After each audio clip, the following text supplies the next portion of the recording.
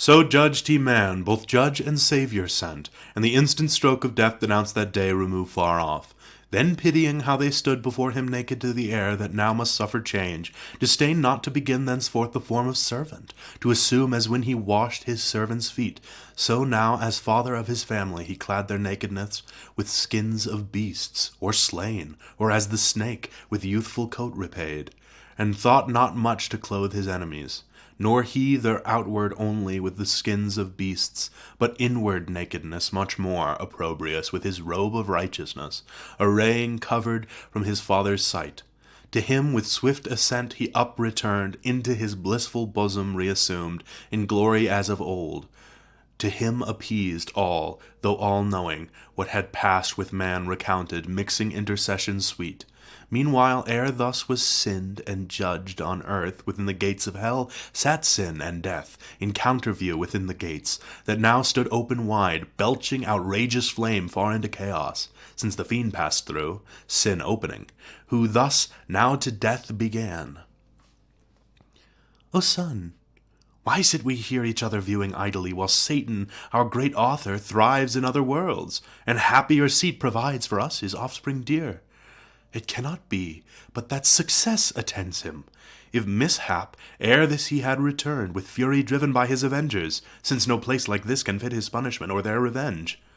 Methinks I feel new strength within me rise, wings growing, and dominion given me large beyond this deep. Whatever draws me on, or sympathy, or some connatural force, powerful at greatest distance to unite with secret amity things of like kind by secretest conveyance. Thou, my shade inseparable, must with me along, for death from sin no power can separate. But lest the difficulty of passing back stay his return, perhaps over this gulf impassable impervious, let us try adventurous work, yet to thy power and mind not unagreeable, to found a path over this main from hell to that new world where Satan now prevails, a monument of merit high to all the infernal host, easing their passage hence for intercourse or transmigration, as their lot shall lead.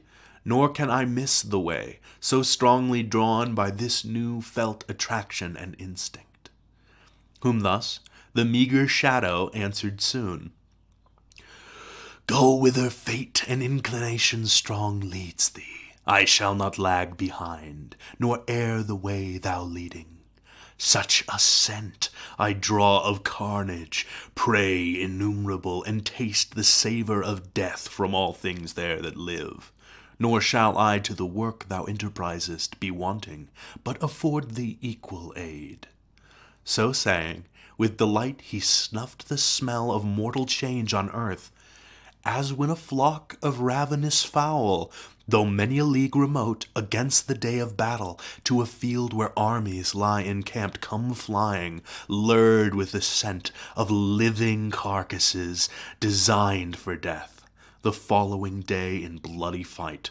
So scented the grim feature, and upturned his nostril wide into the murky air, sagacious of his quarry from so far. Then both from out hell gates into the waste wide anarchy of chaos damp and dark flew diverse, and with power, their power was great, hovering upon the waters. What they met, solid or slimy as in raging sea, tossed up and down. Together crowded drove from each side, shoaling towards the mouth of hell, as when two polar winds, blowing adverse upon the Cronian sea, together drive mountains of ice that stop the imagined way beyond Petsora eastward to the rich Cathian coast. The aggregated soil death with his mace petrific, cold and dry as with a trident smote, and fixed as firm as Delos floating once. The rest his look, bound with Gorgonian rigor not to move, and with asphaltic slime, broad as the gate, deep to the roots of hell the gathered beach they fastened, and the mole immense wrought on, over the foaming deep high arched, a bridge of length prodigious, joining to the wall immovable of this now fenceless world, forfeit to death. From hence a passage broad, smooth, easy, inoffensive, down to hell. So if great things to small may be compared, Xerxes, the liberty of Greece to yoke from Susa his Memnonian palace high, came to the sea, and over Hellespont, bridging his way, Europe with Asia joined, and scourged with many a stroke the indignant waves. Now had they brought the work by wondrous art pontifical, a ridge of pendant rock over the vexed abyss, following the track of Satan, to the self-same place where he first lighted from his wing and landed safe from out of chaos, to the outside bare of this round world, with pins of adamant and chains they made all fast, too fast they made and durable, and now in little space the confines met of empyrean heaven, and of this world, and on the left hand hell, with long reach interposed, 3 several ways. In sight of each of these, to each of these 3 places led. And now their way to earth they had descried, to paradise first tending, when behold, Satan in likeness of an angel bright, betwixt the centaur and the scorpion steering his zenith, while the sun in Aries rose. Disguised he came, but those his children dear their parent soon discerned, though in disguise. He, after Eve seduced, unminded slunk into the wood fast by, and changing shape to observe the sequel, saw his guileful act by Eve, though all unweeting, seconded upon her husband, saw their shame that sought vain covertures, but when he saw descend the Son of God to judge them terrified, he fled, not hoping to escape, but shun the present, fearing guilty what his wrath might suddenly inflict. That past returned by night, and listening where the hapless pair sat in their sad discourse and various plaint, thence gathered his own doom, which understood not instant, but of future time. With joy and tidings fraught to hell he now returned, and at the brink of chaos, near the foot of this new wondrous pontifice, unhoped, met who to meet him came, his offspring dear. Great joy was at their meeting, and at sight of that stupendous bridge his joy increased. Long he admiring stood, till Sin, his fair enchanting daughter, thus the silence broke. O parent, these are thy magnific deeds, thy trophies, which thou viewest as not thine own. Thou art their author and prime architect, for I no sooner in my heart divined, my heart which by a secret harmony still moves with thine, joined in connection sweet, that thou on earth hast prospered, which thy looks now also evidence, but straight I feel, though distant from thee worlds between, yet felt that I must after thee with this thy son, such fatal consequence unites us 3. Hell could no longer hold us in her bounds, nor this unvoyageable gulf obscure detain from following thy illustrious track. Thou hast achieved our liberty, confined within hell gates till now. Thou us empowered to fortify thus far, and overlay with this portentous bridge the dark abyss. Thine now is all this world. Thy virtue hath won what thy hands builded not. Thy wisdom gained with odds what war hath lost, and fully avenged our foil in heaven. Here thou shalt monarch reign, there didst not. There let him still victor sway, as battle hath adjudged.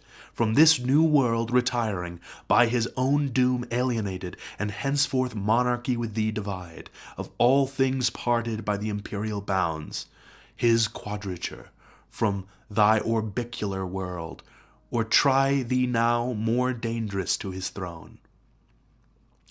Whom thus the Prince of Darkness answered glad, Fair daughter, and thou son and grandchild both, high proof ye now have given to be the race of Satan.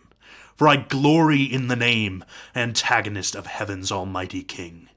Amply have merited of me of all the infernal empire that so near heaven's door triumphal with triumphal act have met, mine with this glorious work, and made one realm hell, and this world one realm, one continent, of easy thoroughfare. Therefore, while I descend through darkness on your road with ease to my associate powers, them to acquaint with these successes, and with them rejoice, You two this way, among these numerous orbs, all yours. Right down to paradise descend, there dwell and reign in bliss. Thence on the earth dominion exercise, and in the air, chiefly on man, sole lord of all declared. Him first make sure your thrall, and lastly kill. My substitutes I send ye, and create plenipotent on earth, of matchless might, issuing from me. On your joint vigor now, my hold of this new kingdom all depends. Through sin to death exposed by my exploit, if your joint power prevails, the affairs of hell no detriment need fear. Go and be strong. So saying, he dismissed them. They with speed their course through thickest constellations held, spreading their bane. The blasted stars looked wan, and planets struck. Real eclipse then suffered. The other way Satan went down the causey to hell gate. On either side disparted chaos overbuilt exclaimed, and with rebounding surge the bars assailed that scorned his indignation. Through the gate, wide open and unguarded, Satan passed, and all about found desolate, for those appointed to sit there had left their charge flown to the upper world. The rest were all far to the inland retired, about the walls of Pandemonium, city and proud seat of Lucifer, so by allusion called, of that bright star to Satan paragoned. There kept their watch the legions, while the grand in council sat, solicitous what chance might intercept their emperor sent. So he departing gave command, and they observed, as when the Tartar from his Russian foe by Astrakhan over the snowy plains retires, or Bactrian Sophie from the horns of Turkish Crescent leaves all waste beyond the realm of Aladul, in his retreat to Taurus or Casbin. So these the late heaven-banished host left desert utmost hell.